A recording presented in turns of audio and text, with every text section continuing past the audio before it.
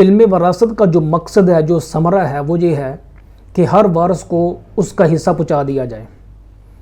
یہ جو عددی اصولوں کا بیان ہے، اب ہم یہاں اس ٹاپک کے ذریعے وراثت کو تقسیم کیسے کرنا ہے، how to distribute the remaining property of the deceased between the legal heirs, تو ہم یہاں سے وہ شروع کر رہے ہیں۔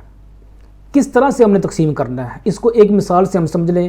عددی اصولوں کا بیان، اس کا مطلب کیا ہے، اس کی ایک مثال ذرا سمجھ لیں۔ مثال کے طور پہ ایک ہونے والا فوت ہوا ہے، اس کے جو ورثاء ہیں، ایک بیوی ہے اور ایک بیٹی ہے۔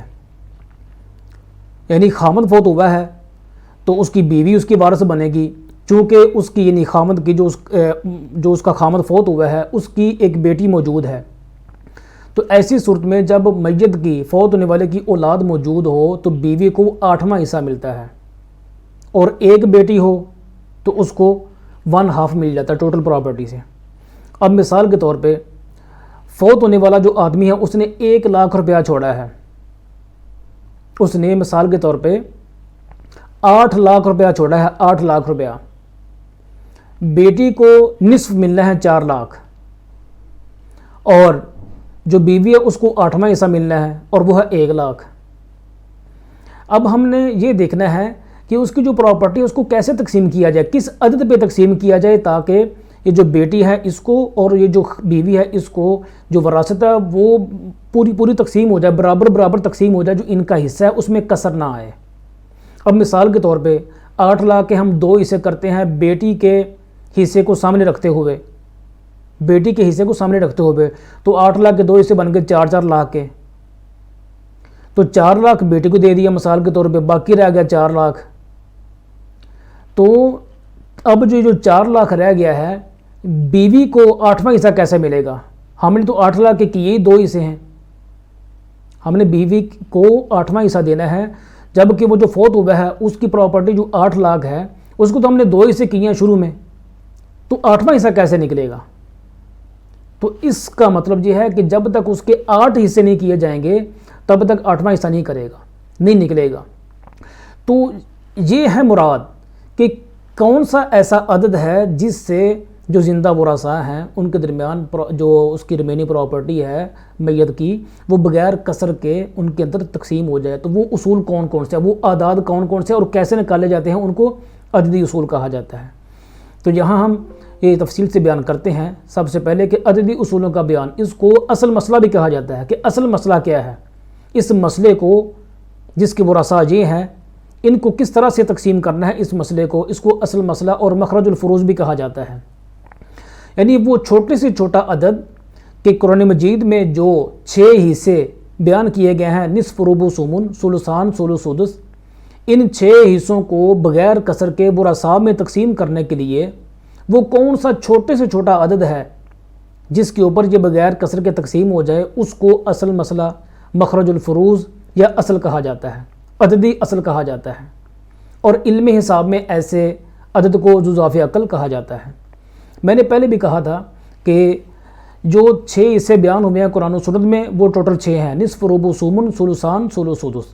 میں نے کہا تھا یہ 2 جوڑے ہیں، نصف ربع ثمن ثلثان ثلث سدس، ان کو ایسے یاد کریں گے تو پھر ہمیں اگلی جو چیزیں ہیں جو عددی اصول ہیں وہ سمجھ آئیں گے۔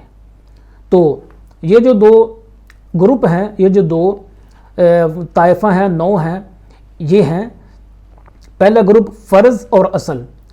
فرضی حصہ کیا ہے؟ نصف ربع ثمن، اور اس کی اصل کیا ہے؟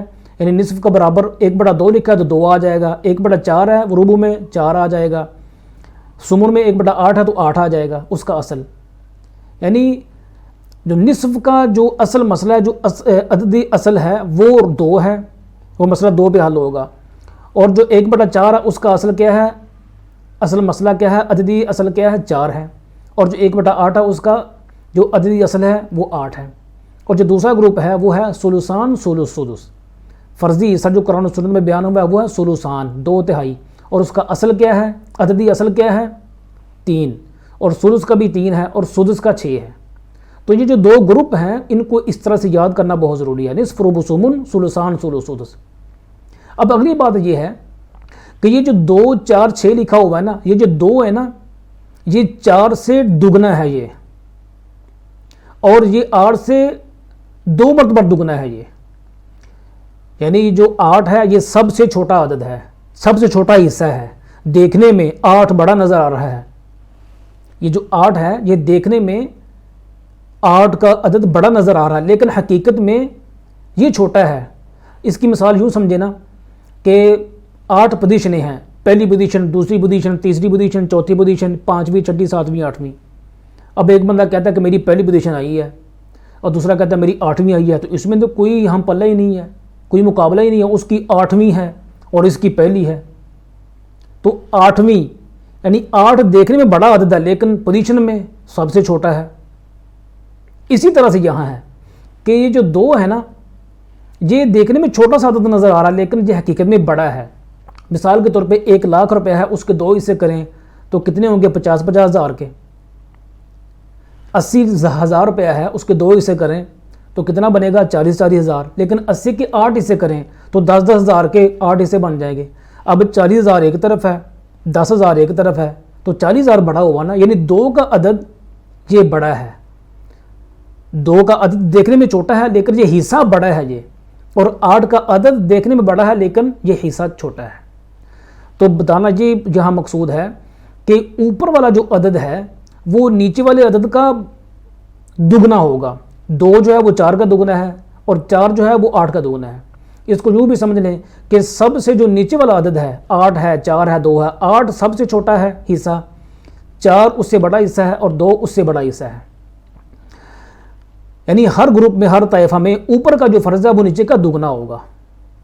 اسی طرح سے اگلی بات یہ ہے کہ جو فرض کا اصل ہے، بڑے فرض کا اصل وہ چھوٹا عدد ہوگا، بڑے فرض کا اصل وہ چھوٹا عدد ہوگا، جیسے 2 ہے، اس کا عدد چھوٹا ہے نا 2، لیکن حقیقت میں یہ حصہ بڑا ہے۔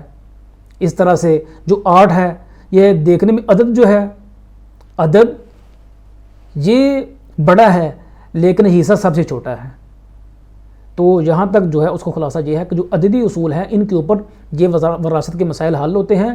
نصف، ربع، ثمن، ثلثان، ثلث، سدس، یہ ایسے گروپ یاد کریں گے تو آگے عددی اصول جو ہیں وہ ہمیں صحیح طرح سمجھ آئیں گے۔